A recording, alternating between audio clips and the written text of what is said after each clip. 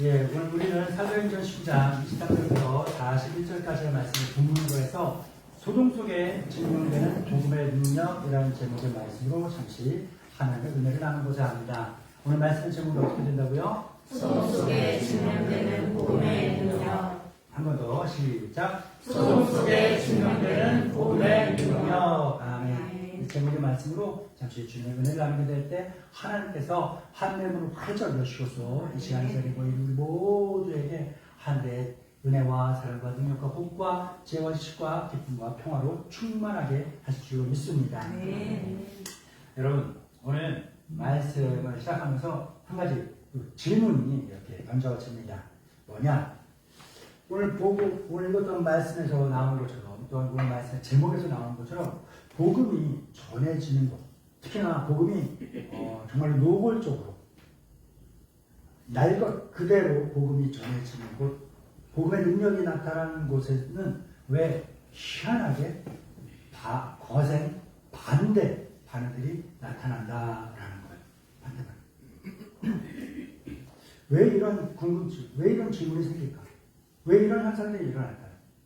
복음이, 하나님의 말씀이, 성경의 말씀이, 또한 목사님의 설교의 말씀이, 혹은 믿음의 동반자들의 권유의 말들이 나에게 위로를 주고 기쁨을 주고 힘을 주고 또한 내 마음과 맞다면 아무 문제가 없어요.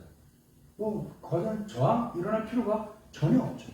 그러나 그 말씀이, 예수 그리스도의 그 복음이 내 삶을 변화시키는 그 실존적인 능력으로 역사에 갈 때 그때 바로 충돌이 일어납니다. 빛이 약할 때는요, 어둠이 조용해요. 그러나 빛이 강해지면 숨겨진 것이 드러나고 감추어진 것이 흔들리기 시작하는 거죠. 우리가 지금까지 또한 지난주에 말씀을 통하여 보았던 에베소, 이 에베소에서 바울의 사역은 아주 성공적이었죠. 그러나 그 에베소에서 성공을 거두었다고 바울이 그곳에 머물렀나요? 그렇지 않습니다. 그럼 믿음의 눈을 떠서 그 사역의 미래를 바라보았습니다.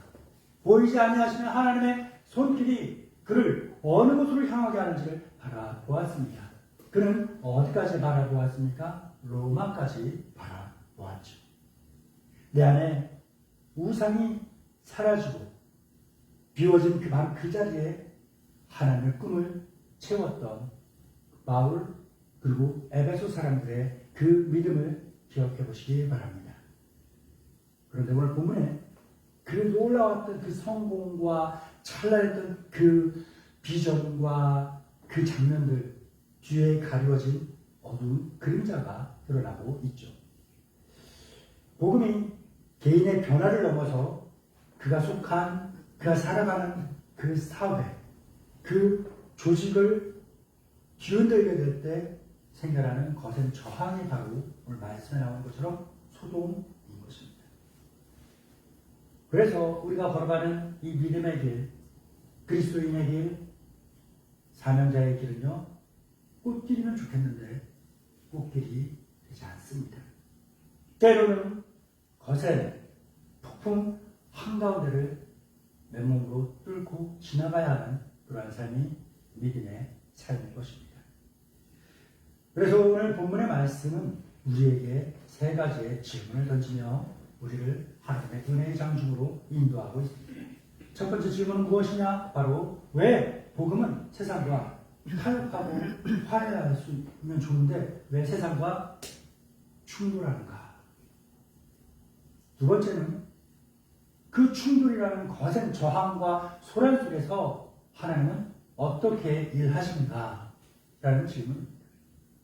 그리고 세 번째 질문은 그 소동 속에 하나님 일하시는 방법을 통하여서 우리 사명자들은, 우리 그리스도인들은 어떻게 일상의 삶을 살아가고 살아내야 하는가? 라는 질문으로 하나님께서 우리를 은혜 장중으로 인도하고 계십니다. 그 중에 첫 번째 질문입니다. 왜 복음은 세상과 타협하지 않고 사이좋게 지내지 않고 충돌하고 세상은 왜 복음을 거부하고 있을까요? 우리는 가끔 이런 의심을 가질 때가 있습니다. 복음, 말씀, 좋은데 왜 사람들이 환영하지 않을까? 라는 거예요. 이거 정말 좋은데, 야, 이거 정말 좋아, 써봐. 하는데, 개인적인 이야기를 하나 드리자면, 여러분 요즘 느끼시는지 모르겠는데요. 저는 느끼는 게 있어요. 제가 말씀을 전하거나 이렇게 하다 보면 이제 머리를 숙일 때가 있잖아요. 웬만하면 머리를 꼿꼿하게 세우고 있으려고 그러는데, 가운데 머리가 없어진단 말이에요. 나이가 들어가니까. 그런데 너무 심각하게 고민을 하니까 제 아내가 어떤 목사님으로부터 선물을 받았던 기능성 샴푸가 있는 거예요. 그 비싼 건데 다 썼어요. 다 썼더니 그거보다 조금 더 저렴한데 또 다른 기능성 샴푸를, 그리고 머리가 좀 들빠지라고 검은 서리태콩 좋은 거 아시죠? 그 서리태콩을 가루를 내서 놀라운 기술로 압축을 해갖고 있는 그 환이 있는 거예요. 인터넷에서 그걸 사서 제가 샴푸를 하고 드라이도 좀 덜하고 아무튼 온갖 방법을 써요. 그러고 나서 이렇게 보니까 몇 달이 지났는데 머리를 딱 만지면 두피가 바로 만져졌는데 요즘은 살짝 이 쿠션이 좀 생긴 것 같아요. 너무 좋아요. 여러분 못 느끼죠? 저는 느껴요. 아이, 목사님 머리를 이렇게 골라가지 않아요.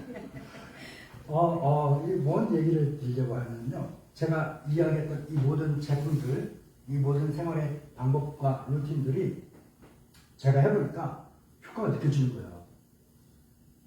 그러면 저는 어떻게 할까요? 제 주위에 있는 목사님들, 저와 같은 고민을 하는 분들 많아요. 그러면 어떻게 해요? 이 방법을 전하겠죠. 이 제품을 권하겠죠. 정말 좋으니까, 효과를 봤으니까, 야, 이거 대단한 것 같아. 몇 달만 지났더니, 야, 머리에 쿠션이 생겼어. 야, 1년만 더 지나면, 야, 좋겠다. 막 기대를 가지고서 막 전하는 거예요. 그런데 어떤 사람은 이걸 흔쾌히 받아들이고, 어떤 사람은, 아유, 박 목사님, 아유, 해보지도 않고, 써보지도 않고, 먹어보지도 않고, 아유, 그냥 됐대. 이런 얘기를 한다는 거예요. 마찬가지로 우리가 믿는 예수 그리스도의 복음이 얼마나 좋습니까? 우리는 그 사랑을, 그 복음을, 그 은혜를 경험해 봤잖아요. 날 것으로 경험해 봤잖아요. 너무 좋은 걸 알아요. 근데 이 너무 좋은 복음을, 예수님의 사랑을 사람들에게 전하는데 사람들이 얼씨구나 다 받으면 얼마나 할렐루야 좋아요. 그런데 받는 사람이 있는가 하면 거부하는 사람들이 있더라라는 거예요. 오늘 본문의 말씀이 이 장면을 그대로 보여주고 있습니다. 오늘 본문을 같이 읽어보겠습니다. 사도행전 19장 23절부터 25절의 말씀입니다. 시작. 그때쯤 되어 이 도로 말미암아 적지 않은 소동이 있었으니 즉 데메드리오라 하는 어떤 은장색이 은으로 아데미 신상 모형을 만들어 직공들에게 적지 않은 거래를 하다 보니 그가 그 직공들과 그런 영원한 자를 모아 이르되 여러분도 알거니와 우리의 풍족한 생활이 이 생업에 있는데. 아멘. 더메드리오라는 사람이 나오죠. 은장색이라는 잡을 가지고 있습니다. 그런데 이 사람은 은을 가지고서 아덴의 신상의 모형을 만들어서 큰 돈을 벌고 있던 사람이죠. 그런데 이러한 사람이 살고 있는 지역에 가서 바울이 복음을 전합니다. 여러분, 사람이 손으로 만든 것은요 신이 아니에요 라고 이야기를 합니다. 이 말이 단순히 교리적인 이야기였을까요? 아니죠. 에베소 사람들의 경제의 근간을 흔들어버리는 바로 충격적인 말씀이었습니다.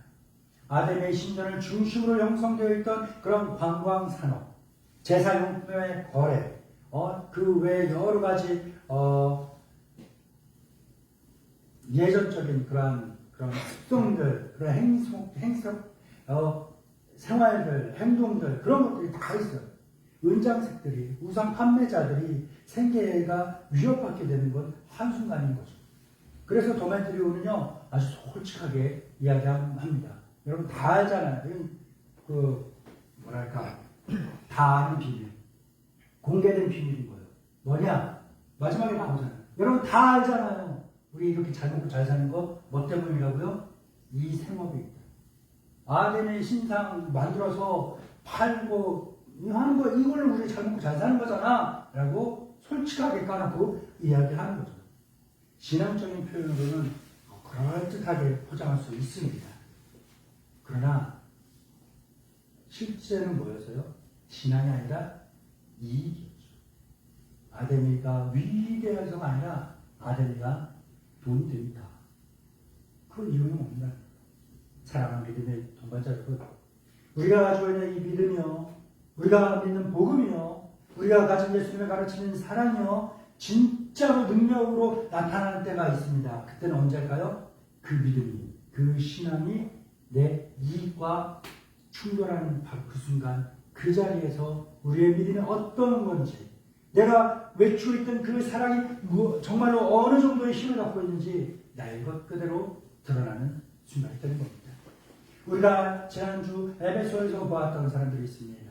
복음을 듣자 수많은 사람들이 마법책, 마술책을 갖다가 불사릅니다. 그것들을 모아보니 요즘 돈으로 얼마 정도가 된다고요?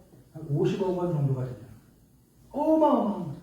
근데 그 사람들이 갖고 있는 마법책, 솔직히 예수를 믿는다고 뭐 토종비결, 뭐 꿈해몽책 집에 좀 한두 번 놔둔다고 해서 뭐 하나님을 크게 막 저주하고 번개 때리고 갑자기 땅이 무너지고 집이 무너지고 그런 법을 내리실까요? 물론 성경의 역사를 통하여 본다면 그런 일이 없지 않아 있었습니다. 그러나 내가 믿는 하나님은요, 쫓아가지 않으셔서 그냥 오래 참고 기다리실 것 같아요. 그리고 그냥 막연히 바라보고 있는 게 아니라 수많은 상황과 환경과 사람들을 통해서 계속 권면하겠죠. 깨닫고 스스로 이것들을 내다버릴 수 있도록. 하나님이라고 그리스도인이 토종비교책. 호기심에 친구들하고 타로치 가요. 갑자기 문지방에 딱 들어서는 순간 번개를 팍 때려갖고 옆에 사람이 죽었어. 그러면은 가야 안 가요? 그럼 이제 타로치 갈 거야, 안 갈 거예요? 자, 타로치 번개가 안 때렸는데 안 때렸으니까 타로치 갈 거야, 안 갈 거예요? 안 갈 거예요. 그렇죠. 네, 그래요. 스스로 안 갈 수. 이 사람 나랑 같이 타로치 가는 사람, 사주학교 가는 사람, 하나의 번개 팍 때려갖고 지금 이 사람 구원받을 기회가 없어지잖아요. 아니 그래서 봐주는 거예요. 나를 위해서기도 하지만 내 옆에 있는 이 사람, 아직까지 구원받지 못한 이 사람을 구원할 수 있는 기회를 계속 주기 위해서 봐주고 있는 거예요. 다시 본론으로 돌아서 에베소에 그 사람들이 50억 원이나 되는 마법책들이 다 불살랐는데 이게 뭘 것 같아요? 그냥 폐기 처분한 것 같아요? 폐기 처분 아니에요. 폐기 처분 아닙니다. 그들이 마법책을, 그 비싼 마법책들 다 불태운 이유는요, 뭐 또한 결단입니까? 이익보다는 믿음을 선택한 믿음의 결단인 겁니다. 아멘. 돈보다 예수님을 선택했던 믿음의 결단인 것입니다. 아멘. 그렇기 때문에 오늘 복음도 우리에게 묻습니다. 얘야, 너의 아들은 무엇이냐? 내가 지금 살면서 하나님보다 조금 더 의지하고 있는 것, 그게 과연 뭐냐? 진리가 손해를 요구할 때 너는 무엇을 선택하냐? 여러분, 교회 안에서는요, 신앙 지키는 것, 믿음 지키는 것 편할 수 있고 사실 또 편해요. 그런데 어려운 건 뭐예요? 직장에서, 학생들의 학교에서, 우리가 모두 살아가는 관계 맺는 모든 조직에서, 관계 속에서 불이익을 감수해내려는 그 결단이 있는 그 순간 손해를 알면서 진실을 말해야 되는 바로 그 자리가 바로 여러분의 믿음을 진짜 증명할 수 있는 자리일 거예요. 하나님은 오늘 우리에게 묻고 있습니다. 너 지금 뭘 붙들고 살아가고 있느냐? 이 질문 앞에 우리가 쫄리지만, 속된 말로 좀 쪽팔리지만, 이 질문 앞에 우리가 그래도 하나님 담대함을 주셨으니까 그 담대함을 갖고 좀 얼굴 두껍게 좀 깔고 그냥 딱 서는 거예요. 너 지금 뭘 붙잡고 살아가느냐?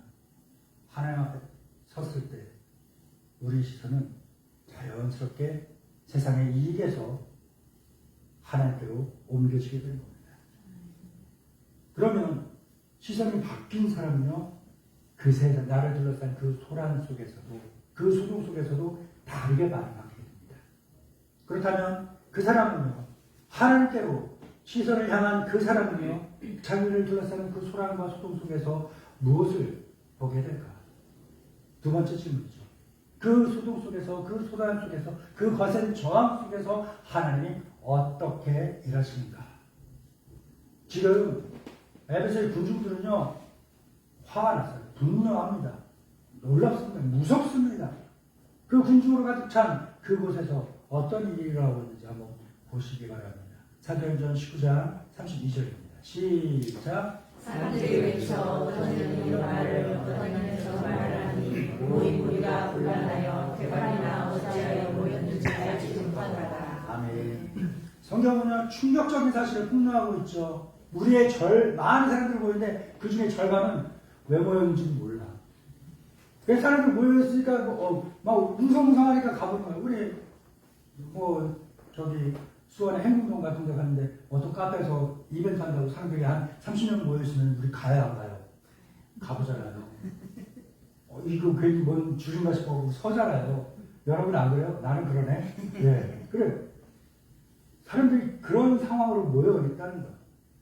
그리고 뭔지도 모르고 그냥 주체적인 사상과 의식과 믿음도 없고 의식도 없고 옆 사람들이 와 외치니까 나도 따라서 외치는 거예요. 이거 외쳤더니 스트레스도 풀리고 기분도 좋아지고 뭔가 시원한 것 같아. 그래서 막 소리를 지르는 거예요. 이것이 바로 소란에 휩쓸린 세상의 모습이에요. 우리는 사실보다 속도를 먼저 믿죠.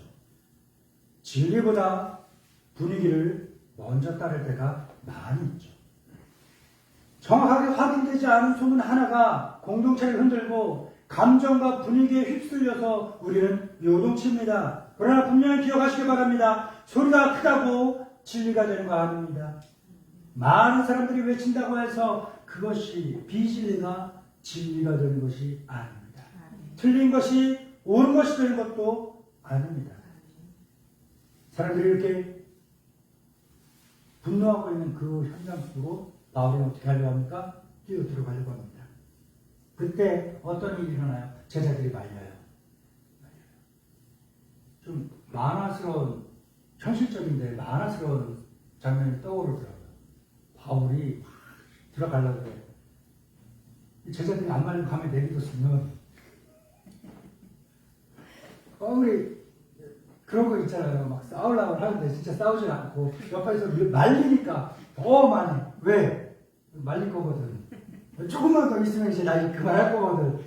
이쯤에서 그만둬야지 하면서 뭔가 체험도 있고. 만화적이지만 현실적인 상상을 한번 해봤습니다. 네, 바울이 이 분노한 군중 속으로 뛰어들어가려고 할 때 주변에 있던 제자들이 말합니다. 심지어 아시아 관리들 중에서 바울과 그 인맥을 맺고 있는 친구들이 바울을 붙잡았습니다. 그런데 그들이 바울을 붙잡은 이유가 뭘까요? 그들이 왜 그랬을까요? 하나님이 그들을 통해서 바울을 막으신 거예요. 우리는 종종 이렇게 생각하죠. 이 일, 이 사건, 이 상황, 이 현장 내가 나서야 돼. 내가 해야 돼. 나 없으면 안 돼. 내가 해결해야 돼. 라고 이야기합니다. 그런데 아니에요. 모든 싸움에, 모든 현장에 내가 뛰어든다고 해서 그것이 믿음이냐? 때로는 하나님께서 나를 막으실 때가 있어요. 내 속도를 늦추실 때가 있어요. 나로 하여금 다른 곳으로 가게 하실 때가 있어요. 이러한 하나님의 간섭에 하나님의 제지하심에 멈춘 것, 하나님께서 입을 다물게 하실 때 내가 침묵할 수 있는 것, 이것이 바로 더 큰 순종인 것입니다. 바울처럼 뛰어들고 싶은 마음이 있어도 하나님께서 잠깐만 할 때 잠시 멈출 수 있는 사람.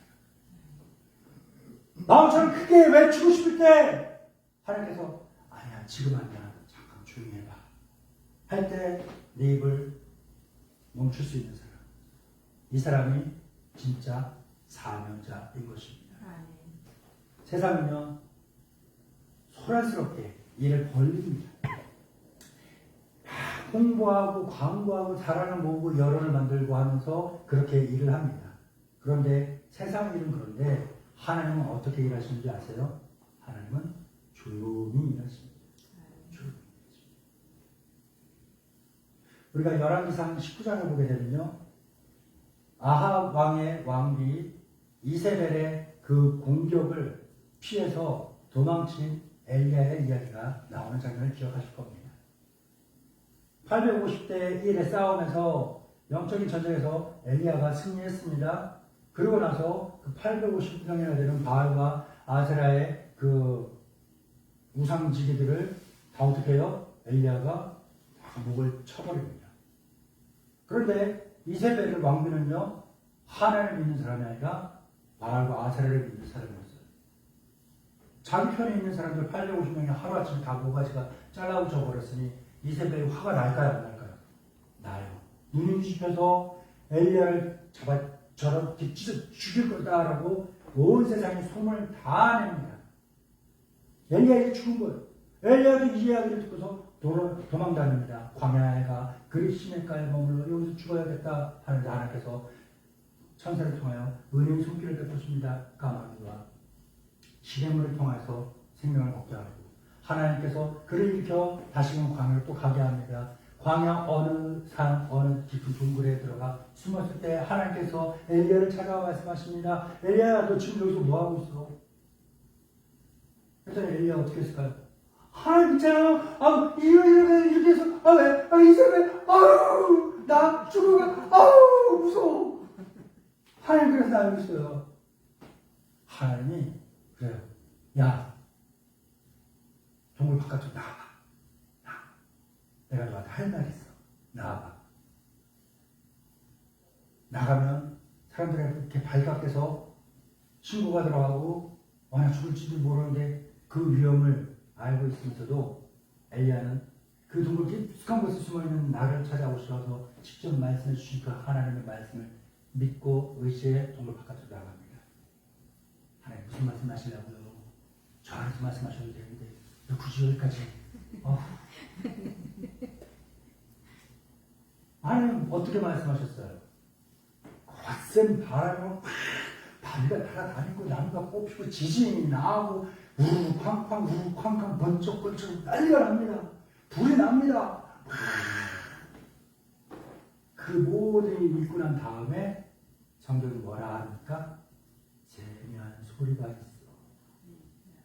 세미한 소리가 뭡니까? 아주 작은 소리. ASMR처럼 하나님께서 엘리야의 귀에 대고서 조용하게 얘기한다는 거예요. 엘리야야, 너 지금 뭐하고 있어? 하나님, 아까도 말씀드렸듯이 이런 상황입니다. 엘리야에게 뭐라 하십니까? 야, 너 여기 있지 말고 네가 가야 할 길로 가. 가서 내가 너에게 시키는 이러한 일들을 해 하면서 세 가지를 시킵니다. 그러면서 마지막 절에 하나님께서 엘리야에게 큰 힘과 위로의 말씀을 주시죠. 뭐래요? 내 사람 7,000명이 있어. 너와 같은 사람들 7,000명이 있어. 알려지지 않았지만 정말로 숨은 곳에서 자기의 그 자리를 지키면서 믿음을 지키고 너처럼 나 때문에 살고 나 때문에 죽고 나 때문에 가고 나 때문에 멈춘 그 사람이 이 세상에 너 혼자 있는 것 같겠지만 그렇지 않아. 너와 똑같은 사람들 7,000명이나 있어. 엘리야는 힘을 얻어 나가죠. 이런 것처럼 세상은요 이세벨처럼 떠벌립니다. 소란스럽게 말을 합니다. 그러나 하나님께서 일하시는 방법은요 조용하게 일을 진행해 나가십니다. 그렇기 때문에 우리 믿음의 사람들은 사명자는 뭘 봐야 할까요? 소리가 아니라 주권을 봐야 합니다. 군중의 함성이 아니라 하나님의 섭리를 봐야 합니다. 그렇다면 하나님은 사람의 손이 닿지 않은 그곳에서 어떻게 이 혼란스러운 상황을 풀어나가고 계실까요? 조용하게 풀어나가시는데 그 풀어나가시는 그 상황 속에서 우리 사명자들은 우리 그리스도인들은 이제 내 일상의 생활에서 어떻게 그 놀라운 은혜를 경험하며 믿음을 지키며 삶을 살아갈 수 있을까요? 그 방법이 말씀에 나오는데요.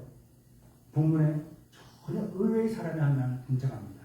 본문을 읽어보겠습니다. 사도행전 19장 35절부터 41절입니다. 시작. 서구장이 우리를 진정시키고 이르되 에베소 사람들아 에베소시가 큰 아들과 제우스에서 있어서 이상의 전쟁을 누가 알지 못하겠느냐? 이 일이 그렇지 않다 할 수 없으니 너희가 가만히 있어 무엇인지 경솔히 아니하여야 하리라. 신전의 물건을 도출하지도 아니하였고 우리 여신을 비방하지도 아니한 이 사람들을 너희가 붙잡아 왔으니 만일 거멜리오와 그와 함께 있는 직공들이 누구에게 고발할 것이 있으면 재판관이 있고 총독들도 있으니 피차 고소할 것이요 만일 그 외에 무엇을 원하면 정식으로 민회에서 결정할지라. 오늘 아무 까닭도 없는 이 일에 우리가 소유 사건으로 책망받을 위험이 있고 우리는 이 불법 집회에 관하여 보고한 자료가 없다 하고 이에 그 모임을 펼치게 하니라. 아멘. 야, 놀랍습니다. 이 거대한 이 사람들의 분노를 멈춘 사람이 누굽니까? 이 거센 저항을 멈춘 사람이 누굽니까? 이 놀라운 소동을 멈춘 사람이 누굽니까? 바울이에요? 아니면 제자들이에요? 믿음의 사람들이에요? 아니에요. 서기장이라는 사람입니다. 이 사람이 그리스도인이었을까요? 아니. 그리스도인 아닌 이 세상의 이방인 그 세상 권력자를 누가 쓰신 거예요? 이 순간 하나님이 쓰신 겁니다. 그는 자기가 가장 잘 알고 있는 법과 질서와 상황을 아주 현실적으로 군중들에게 알려주면서 군중들을 진정시키고 그 모인 사람들을 다 흩어지게 했습니다. 사랑하는 믿음의 동반자 여러분, 우리가 지금 읽었던 이 긴 이 장면이 우리에게 주는 위로는 분명합니다. 뭐냐? 하나님은 교회 안의 사람만 사용하지 않는다는 거예요. 교회 안과 바깥에 있는 사람 모두를 사용하신다는 거예요. 누가 주권자이기 때문에 하나님이 주권자입니다. 하나님께서 필요하시다면 교회 안의 사람도 사용하시고 하나님이 필요하시다면 교회 바깥의 사람도 사용하신다는 거예요. 하나님이 필요에 의해서 세상의 제도를 사용하실 필요가 있다면 세상의 제도를 사용하시는 거고 하나님의 필요에 의해서 그리스도의 복음이 어느 순교자의 죽음이 그 피값이 필요하다 하시면 그 순교자의 피도 사용하신다는 거예요. 그래서 우리가 알 것은 하나님은 우리가 전혀 예상하지 못한 방법으로 우리를 통해 일하신다. 우리를 위해 일하신다는 거예요. 그렇기 때문에 우리가 사방으로 우겨쌈을 당하여 사방팔방 꽉 막힌 그와 같은 그 답답함에 처해 있다 할지라도 우리의 눈을 들어 주를 바라보게 되면 하나님께서 열어놓으신 새로운 문이 보이게 된다는 거예요. 내가 나서야 해결하지. 이건 내가 해야 돼. 내가 직접 해야 돼. 내가 아는 대로 해야 돼. 라고 하는 이러한 교만을 내려놓으시기 바랍니다. 우리가 물러서게 될 때 그 빈자리는 전능하신 하나님께서 채우시고 내가 할 것이 아닌 하나님께서 일하시는 그 놀라운 은혜의 역사가 분명하게 드러나게 되는 것입니다. 그렇기 때문에 사람들은 어떤 사람일까요? 내가 어떤 사람이냐라고 스스로 증명하려고 애쓰는 사람이 아니라 모든 상황 속에서 모든 상황을 하나님께 다 맡겨드리고 지금 내가 있는 이 자리를 굳건히 지키는 사람이 참된 사명자인 줄 믿습니다. 결국 어떻게 됐어요? 소동 끝났어요. 모인 사람들요? 다 흩어졌습니다. 그러나 멈추지 않는 것이 하나 있었어요. 뭘까요? 복음은 멈추지 않았다. 이것이 바로 오늘 우리에게 주신 하나님의 약속인 겁니다. 상황이, 환경이, 이익이 나를 붙들고 나를 못 살게 만들지라도 내가 가진 믿음, 내가 주를 향해 가진 그 사랑, 주님께로부터 받은 그 사랑을 실천하는 그 삶은 멈추지 않을 것이다 라는 것이 하나님 우리에게 준 위로의 말씀인 줄 믿습니다. 오늘 우리는 이 세 가지를 분명히 기억하고 살아야 될 것입니다. 복음은 세상의 이익과 우상을 흔든다는 것입니다. 소란 속에서도 하나님의 주권은 흔들지 않는다는 것입니다. 하나님은 우리가 예상치 못하는 예상 밖의 방법으로 우리 그리스도인들을 보호하시고 복음의 길을 열어주십니다. 라는 걸 우리 분명히 기억해야 됩니다. 그러니까 두려워하지 마세요. 아멘. 아무것도 두려워 말라. 주 너의 하나님, 주 나의 하나님이 나를 지켜주십니다. 아멘. 세상에 거센 풍파가 몰아칠지라도 주께서 나를 지켜주십니다. 그래서 우리의 고백은 뭡니까? 주는 나의 힘이십니다. 아멘. 주는 나의 요새십니다. 아멘. 주는 나의 찬송이십니다. 아멘. 주는 나의 소망이십니다. 여러분, 우리가 가는 곳에서 우리가 가진 믿음 때문에, 우리가 행하는 사랑의 실천 때문에 소동이 일어나나요? 저항이 일어나나요? 그것은요, 우리가 가진 사랑이, 우리가 믿는 그 믿음이, 그 복음이 약해서가 아니라 그것이, 그 복음이 살아있기 때문에 나타나는 자연스러운 현상입니다. 만약 내가 가서 살아가는 모든 조직에서, 내가 맺고 있는 모든 관계에서, 내가 가진 믿음 때문에, 복음 때문에, 사랑의 실천 때문에 아무런 저항도 일어나지 않는다고 한다면 우리는 스스로에게 심각하게 물어봐야 돼요. 내가 붙들고 있는 게 진짜 복음입니까? 진짜 믿음입니까? 이것이 예수님이 말씀하신 진짜 사랑의 삶인가? 스스로에게 물어봐야 합니다. 이 질문이요, 멀리 있는 것 같지만 그렇지 않습니다. 바로 우리 가정에 있습니다. 우리 일터에서 답을 찾아야 하는 그 질문인 것입니다. 5월달 무슨 달이라고 합니까? 가정의 달이라고 합니다. 우리 삶에서 가장 가까운 자리인 가정 안에도 우리가 붙들고 있는 아데미가 있을 수 있어요.